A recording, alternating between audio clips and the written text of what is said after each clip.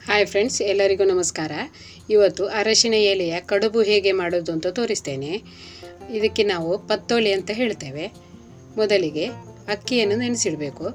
ಒಂದು ಪಾತ್ರೆಯಲ್ಲಿ 2 ಕಪ್ ಆಗುವಷ್ಟು ಅಕ್ಕಿಯನ್ನು ನೆನೆಯಲಿಕ್ಕೆ ಹಾಕ್ತಾ ಇದ್ದೇನೆ. 4 ಜನರಿಗೆ ಆಗುವಷ್ಟು ಇಲ್ಲಿ ಪತ್ತೋಳಿ ಮಾಡ್ತಾ ಇದ್ದೇನೆ. ಅದಕ್ಕೆ 2 ಕಪ್ ಅಕ್ಕಿಯನ್ನು ನೆನೆಸಲಿಕ್ಕೆ ಹಾಕ್ತಾ ಇದ್ದೇನೆ. ಅದಕ್ಕೆ ನೀರು ಹಾಕಿ 2 ರಿಂದ 3 ಸಲ ಚೆನ್ನಾಗಿ ತೊಳಿಬೇಕು.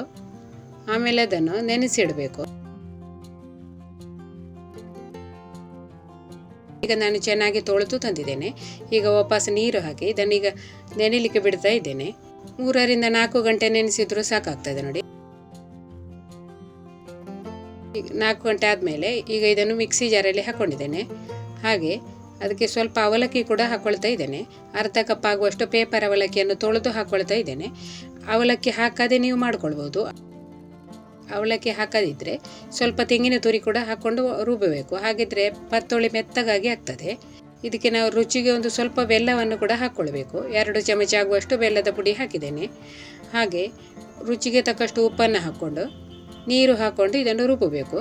ಇದಕ್ಕೆ ಬೇಕಿದ್ರೆ 1 ಮುಷ್ಟಿ ತೆಂಗಿನ ತುರಿ ಹಾಕಿ ಕೂಡ ರುಬ್ಬಿಕೊಳ್ಬೋದು, ಅಥವಾ ಹಾಗೆ ನೀವು ತೆಂಗಿನ ತುರಿ ಹಾಕದೆ ಕೂಡ ರುಬ್ಬಬಹುದು.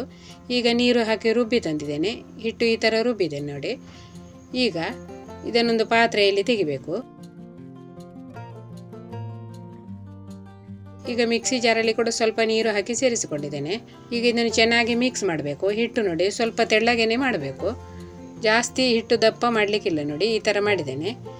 ಈಗ ಇದಕ್ಕೆ ಹೂರಣ ರೆಡಿ ಮಾಡಬೇಕು. ಹೂರಣಕ್ಕೆ 1 ದೊಡ್ಡ ತೆಂಗಿನಕಾಯಿಯನ್ನು ತುರಿದು ತಗೊಂಡಿದ್ದೇನೆ. 2 ಕಪ್ ತೆಂಗಿನಕಾಯಿ ತುರಿ ಉಂಟು ನೋಡಿ. ಈಗ ಇದನ್ನು ನಾನು ಸ್ವಲ್ಪ ಬಿಸಿ ಮಾಡಿ ತಗೊಳ್ತೇನೆ. ಈ ಥರ ನೀವು ಹೂರಣವನ್ನು ಬಿಸಿ ಮಾಡಿ ತಗೊಂಡ್ರೆ ನೋಡಿ, ಪತ್ತೋಳಿ ಉಳಿದ್ರೂ ನಿಮಗೆ ಸಂಜೆಯ ತನಕ ಅದನ್ನು ತಿನ್ಲಿಕ್ಕೆ ಆಗ್ತದೆ, ಬೇಗ ಹಾಳಾಗುವುದಿಲ್ಲ. ಈಗ ಇದಕ್ಕೆ ಬೆಲ್ಲ ಹಾಕ್ಕೊಳ್ಬೇಕು. 2 ಕಪ್ ತೆಂಗಿನ ತುರಿಗೆ 1 ಕಪ್ ಆದರೂ ನೀವು ಬೆಲ್ಲ ಹಾಕ್ಕೊಳ್ಬೇಕಾಗ್ತದೆ. ಸಿಹಿ ನಿಮಗೆ ಎಷ್ಟು ಬೇಕು ನೋಡಿ ಅಷ್ಟು ನೋಡಿಕೊಂಡು ನೀವು ಬೆಲ್ಲ ಹಾಕ್ಕೊಳ್ಬೇಕು. ಈಗ ನಾನಿಲ್ಲಿ ತೆಳು ಬೆಲ್ಲ ಹಾಕ್ಕೊಳ್ತಾ ಇದ್ದೇನೆ.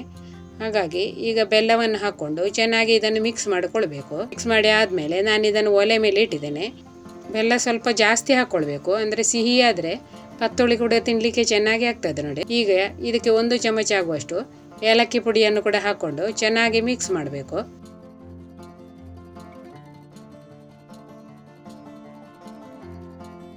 ಈಗ ನಾನು ಇದನ್ನು ಚೆನ್ನಾಗಿ ಮಿಕ್ಸ್ ಮಾಡಿ ನೋಡಿ ಚೆನ್ನಾಗಿ ಬಿಸಿ ಮಾಡ್ಕೊಂಡಿದ್ದೇನೆ. ಈಗ ಬಿಸಿ ಉಂಟು ಇದು. ಈಗ ಇದು ತಣಿದ ಮೇಲೆ ಆಮೇಲೆ ಪತ್ತೋಳಿ ಮಾಡಿಕೊಳ್ಬೇಕು. ಈಗ ಇದನ್ನು ಸ್ವಲ್ಪ ತಣಿಲಿಕ್ಕೆ ಬಿಡುವ. ಈಗ ನಾನು ಅರಶಿನ ಎಲೆಯನ್ನು ತಂದಿದ್ದೇನೆ ನೋಡಿ. ಅದನ್ನು ಚೆನ್ನಾಗಿ ತೊಳೆದು ಒರೆಸಿ ತಗೊಳ್ಬೇಕು. ಹಾಗೆ ದೊಡ್ಡ ಅರಶಿನ ಎಲೆ ಇದ್ದರೆ ನೀವು ಈ ಥರ ಮಧ್ಯದಲ್ಲಿ ಅದನ್ನು ಕಟ್ ಮಾಡಿ ಬೇಕಿದ್ರೂ ತಗೊಳ್ಬೋದು ನೋಡಿ. ದೊಡ್ಡ ಎಲೆ ಇದ್ದರೆ ಈ ಥರ ಕಟ್ ಮಾಡಿ ಕೂಡ ನೀವು ಪತ್ತೋಳಿ ಮಾಡ್ಕೊಳ್ಬೋದು. ಇಷ್ಟು ದೊಡ್ಡ ಎಲೆ ಇದ್ದರೂ ಪತ್ತೋಳಿ ಮಾಡಲಿಕ್ಕೆ ಸಾಕಾಗ್ತದೆ ನೋಡಿ. ಈಗ ಅದರ ತುದಿ ಮತ್ತು ಬುಡದ ಸೈಡ್ 2 ಕೂಡ ಕಟ್ ಮಾಡಿ ತಗೊಳ್ಬೇಕು.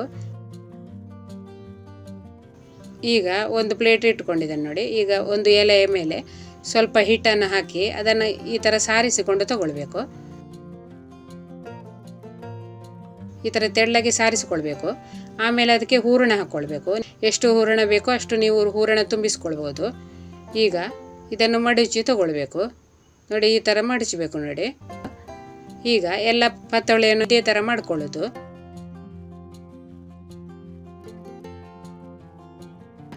ಒಲೆ ಮೇಲೆ ಇಡ್ಲಿ ಪಾತ್ರೆ ಇಟ್ಟು ನೀರನ್ನು ಬಿಸಿ ಮಾಡಲಿಕ್ಕೆ ಇಡಬೇಕು.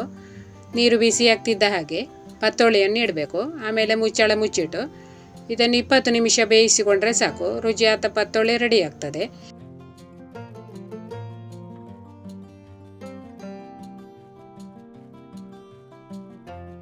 ಈಗ ನಾನು ಬೇಯಿಸಿಕೊಂಡಿದ್ದೇನೆ ನೋಡಿ. ಪತ್ತೋಳಿ ಚೆನ್ನಾಗಿ ಬೆಂದಿದೆ. ಇದಕ್ಕೆ ನೀವು ತುಪ್ಪ ಹಚ್ಚಿ ಅಥವಾ ಬೆಣ್ಣೆ ಹಚ್ಚಿ ತಿನ್ಬೋದು. ಚಟ್ನಿ ಎಲ್ಲ ಮಾಡುವ ಅಗತ್ಯ ಇಲ್ಲ ನೋಡಿ. ಇದಕ್ಕೆ ಹಿಟ್ಟಿಗೆ ಕೂಡ ನಾವು ಸ್ವಲ್ಪ ಬೆಲ್ಲ ಹಾಕಿರೋದ್ರಿಂದ ಸಿಹಿಯಾಗಿರ್ತದೆ. ನಾವು ಇದನ್ನು ತುಪ್ಪ ಹಚ್ಚಿಯೇ ತಿಂತೇವೆ. ನೀವು ಈ ಥರದ ಪತ್ತೋಳಿ ಮಾಡಿ ನೋಡಿ. ಹಾಗೆ ವಿಡಿಯೋ ಇಷ್ಟ ಆದರೆ ಒಂದು ಲೈಕ್ ಮಾಡಿ. ನಿಮ್ಮ ಅನಿಸಿಕೆಯನ್ನು ಕಮೆಂಟಲ್ಲಿ ತಿಳಿಸಿ. ವಿಡಿಯೋ ನೋಡಿದ ಎಲ್ಲರಿಗೂ ಧನ್ಯವಾದಗಳು.